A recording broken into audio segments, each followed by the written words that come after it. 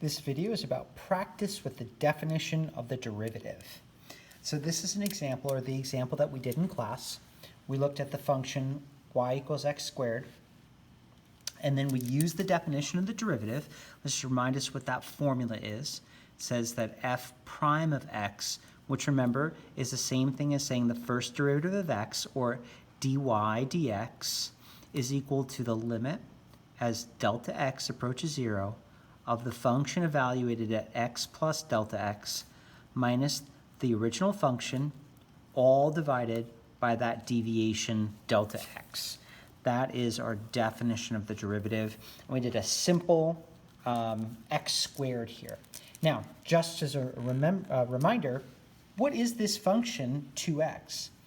This function is the slope of this function at every point. So if I look at those graphs, this is my f of x function here, boom, x. Then if I graph f prime of x, and that is the line y equals 2x, notice here I have a large negative slope at this point in the domain. At this point in the domain, the value of this function is a large negative number, since the value of the slope here is the value of this function. Notice here that the value of the slope is increasing, right, going towards negative infinity, even though its magnitude is decreasing. So notice here, the value of the derivative is increasing, going towards positive infinity, even as the value of the function gets closer to 0. And then on the right side of 0, notice that the slope here is positive. Notice here all the values are positive. It's just interesting here that this quadratic function, the way that the quadratic function is changing is linear. So not that the values here are changing linearly. We know they're not. We know that we go as from -3 to -2 to -1 to 0. This is -9, -9, positive 9, 4, 1, changed by 1, changed by -5, changed by 1, changed by 3, changed by 1, changed by 1, changed by 1, changed by 1, changed by 1, right? Changed by 3, and so on and so forth. So the value of this function is not changing by the same amount, but the value of the slope is changing by a constant amount. That's what all of this says. Now we'll do more analysis like that about how the value of the function is changing, how the value of the slope is changing. But right now I just want to practice the mechanical process of doing the definition of the derivative. So here we go. Let's do another function. I want to do 3 more examples for you. The next function, why don't we do a polynomial with multiple terms? So I will do, let's say, the 2x cubed minus 4x squared plus 8. Okay, and I want to find the definition. I use the definition of the derivative of this to find the derivative of this function. And it's going to be a little annoying because all the terms and there's a lot to keep track of. What I'm going to tell you with the definition of the derivative problems is structure and order is important, as well as space, using lots of space. For some of you that might be a struggle, but that's what we're going to do. So here we go, dy dx, and we're going to start by saying the limit as delta x approaches 0 of. And now what we're going to do is we're going to evaluate this function at x plus delta x. So I've got, and I'm going to put this in brackets just to make this a little bit cleaner, 2 times x plus delta x quantity to the third minus 4 times x plus delta x quantity squared plus 8 close brackets minus open brackets 2x cubed minus 4x squared plus 8 all over delta x. Now, why the brackets? I'm going to tell you, common error here is not distributing this negative sign, and so being very clear about brackets is going to help. Also, we have these 2 terms here we're going to have to expand. So hopefully you are familiar with something called Pascal's triangle, which helps you expand terms like this. If you're not, How do you know what the coefficients are? Just I'm going to go to a separate sheet of paper, right? Pascal's triangle looks like this, right? And I can construct Pascal's triangle pretty easily here. Hopefully you've seen Pascal's triangle before. All it is, if you notice here, 1, 1, 1, 1, but 1 plus 1 is 2, 1 plus 2 is 3, 1 plus 2 is 3, 1 plus 3 is 4, 3 plus 3 is 6, etc.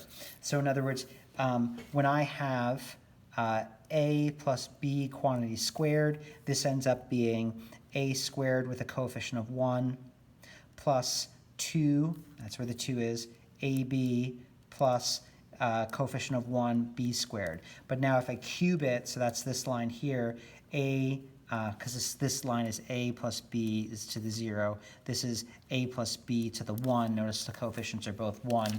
There you go. And if I have a plus b to the third, that's going to be a cubed plus, and then you go 3a squared b plus 3ab squared plus, and then 1 b cubed. So you notice here the powers of a go down by 1. As you go down the terms, the powers of b go up by 1. 0, 1, 2, 3, etc. And so this would be to the fourth then, where the coefficients would be 1, 4, 6, 4, 1. And you can go higher and higher and higher. Pascal's triangle, real nifty thing there, just to know, put in your back pocket. Not that it's going to be that useful in our class. In a couple of the expansions it will be, but just, I don't know. Knowledge is good to have. So here we go.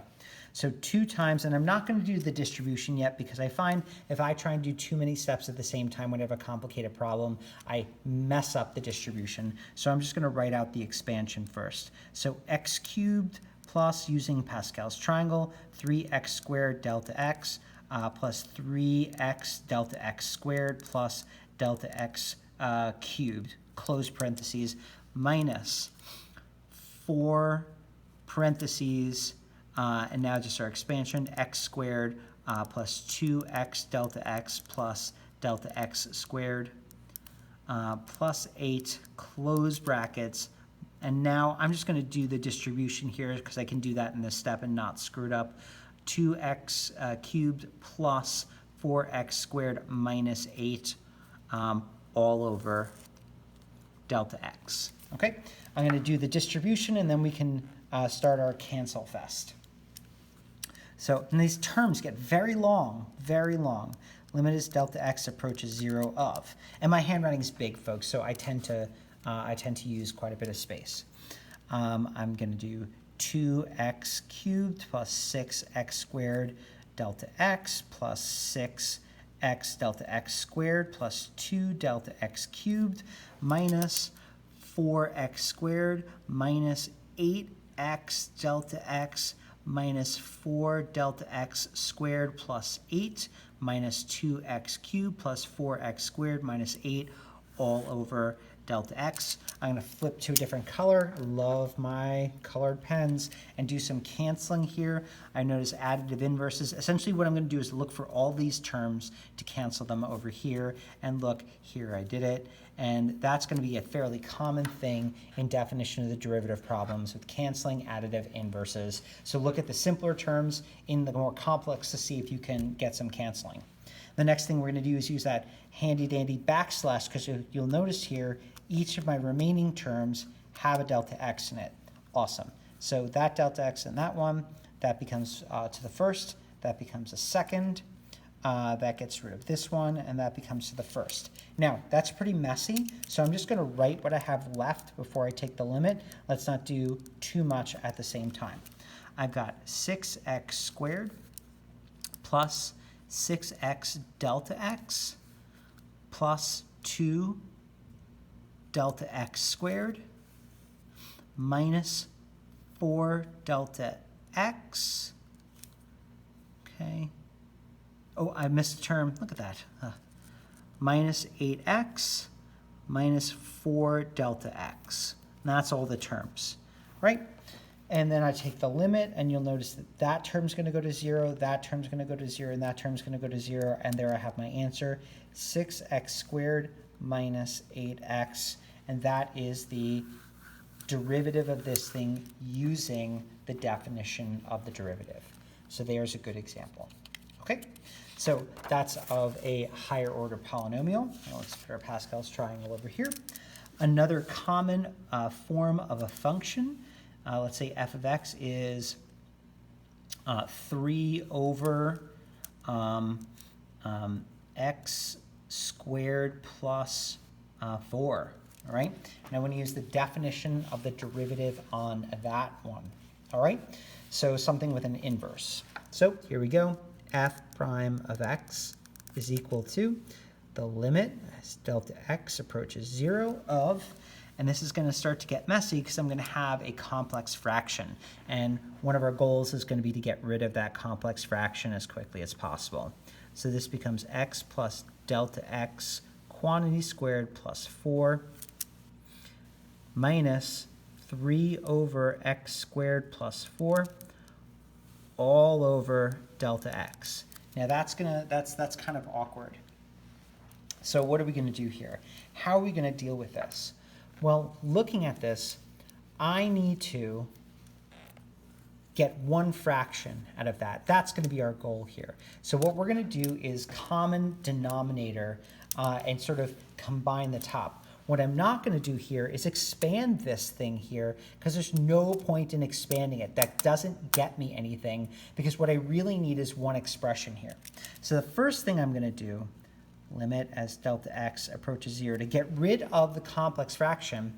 Notice this is my numerator and this is like all over 1 over x, delta x. So I'm going to pull the 1 over delta x right outside of this. And therefore it's neater, so I can just deal with this thing as a term rather than as a numerator of a complex fraction, because complex fractions are just like the worst. So what I'm going to do here is I'm going to multiply I want the lowest common denominator to be this denominator times that denominator. So in other words, I'm going to multiply this fraction by x squared plus 4 over x squared plus 4, and this fraction by this thing over this thing. Okay, so that's going to be x squared plus 4, right, over x squared plus 4 times 3 over x plus delta x quantity squared plus 4, then minus 3, why don't I just write the original thing here, and then I'm going to multiply by this horrid thing, x plus delta x quantity squared plus 4, all of that, over quantity x plus delta x quantity squared plus 4, all of that. Gross, but there it is. So here we go, limit as delta x approaches 0 of 1 over delta x, and then let's see what I have here. So what I'm going to have here is one large thing in the numerator, and then the denominator, I'm going to have x squared plus 4 times, actually let me use a hard bracket here so I can see it, because I'm going to use the soft bracket here, x plus delta x quantity squared plus 4. There was no need to expand that on the bottom. So here we go at the top. I have 3x squared plus 12, and then minus. Here, now I do need to expand that. So there's a bunch of things going on. So let's see what I've got. The expansion of this I know is going to be x squared plus 2x delta x plus delta x squared. So that's going to give us 3, because I'm multiplying the 3 into this, 3x squared plus 6x delta x plus 3 delta x squared, and the 3 also has to get multiplied in by there, plus 12. Okay, close brackets, there it is. Now, I've got to distribute that negative sign, and then we can do some canceling, right? Now, you may have been able to do so, like, I don't know, I think it's fair to go right from this step to this step, right? I think that that's fair if you feel good with that, but if you need to organize your thinking a little bit more, I think this secondary step is really helpful. This next step, where you distribute that negative sign, oh my God, that is so critical, because that distribution of the negative sign is the most important thing that people screw up all the time. The 3x squared, I'm thinking about it really hard right now so I don't screw it up, and I'm still liable to. Actually, it's pretty easy because it's all positives here becoming negatives. But when it's like negatives becoming positives and blah, blah, blah, it gets a little bit more complicated. But there it is. And then brackets, right? Different brackets and parentheses are your friends with these problems. And now I can start the cancel fest, because notice here I've got additive inverses, I've got additive inverses. Now if you notice, I have left in the numerator terms with delta x, so I can get rid of delta x's like that. And so now we can see what we have left before we actually take the limit. The limit as delta x approaches 0 of, let's see what I have left. I've got negative 6x minus 3 delta x all over x squared plus 4, hard bracket, soft bracket, x plus delta x, quantity squared plus 4. There we go. If you notice, when I take the limit, this term is going to go to 0, and that's going to go to 0, meaning what I have left here is negative 6x all over. I've got x squared plus 4, and this becomes an x squared plus 4, so it's actually x squared plus 4 quantity squared, and then I'm done. Okay? Now, trust me, we're going to find easier ways to do this. Very many easier ways to do this. But for now, using definition of the derivative, this is what it looks like. So something to note here, when you have a fraction and you're doing definition of the derivative, you should expect to see complex fractions. You should expect to think about finding common denominators. You should expect then expansions as well, but only expand things that are going to be helpful for you to expand. Notice here in the denominator, we keep saying that that was not useful to expand. I only expanded when I didn't have any other choices. So don't expand just to expand. Right. One last format of common functions that we would see here of the polynomial type, obviously we'll get into trigonometric, etc., is the square root. So let's just do square root of x plus 4. We'll keep this one nice and simple. So here we go.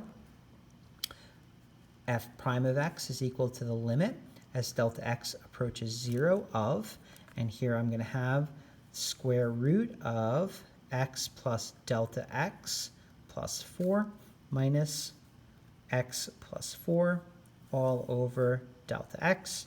If I throw in the 0 there, I get an indeterminate form, so I've got to do something here. And so what is the something I do here? Oh my God, I don't know how to combine these square roots or transform these square roots. What do I do? What do I do? Oh, right.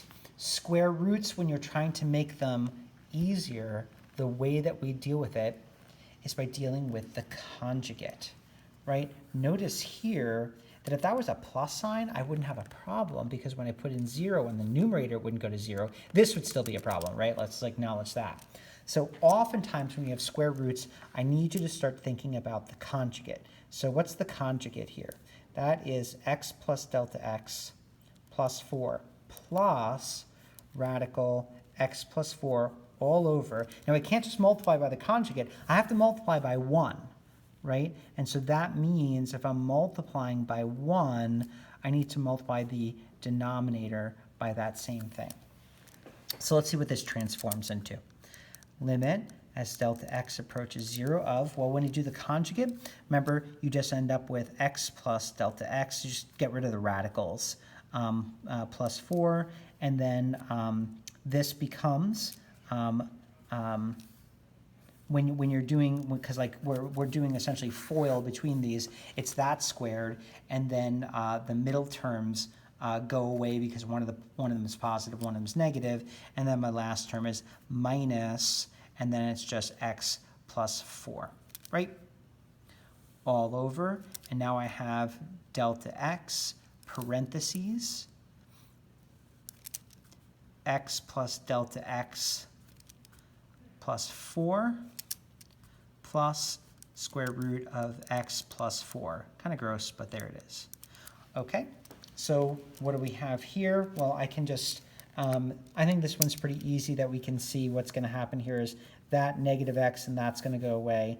That 4 and that negative 4 is going to go away. I don't actually do the distribution. Why didn't I do the distribution? Well, here there's a lot of distribution going on, so it's not as easy to see. Certainly with this one, the distributions were significant, so actually doing the distribution is going to keep me from, especially with those coefficients, is going to keep me from screwing up. This thing is sufficiently simple that I could get away with not doing it, although I would probably personally, I was just being nice because some of you I know want to skip steps as much as possible. There it is. I probably would show a step where I do the distribution myself because I am just really terrible at keeping track of negative signs when I'm doing stuff and they get lost, and then I can't tell you how hard problems can be when negative signs get lost in longer problems. So I've got that. With that, and if you notice, all I'm left with is I can front slash this, it becomes a 1. So let's neaten it up before we take our limit operation and finish this thing up. I got 1 over the square root of x plus delta x plus 4 plus x plus 4. That's what I've got left. Notice there, when I take the limit as x goes to 0, that's my only delta x there. Not x goes to 0, but delta x goes to 0. That's my only one there. I'm left with 2 of those things in the denominator. And so it's just literally 1 over 2 radical x plus 4. And that is my answer to that.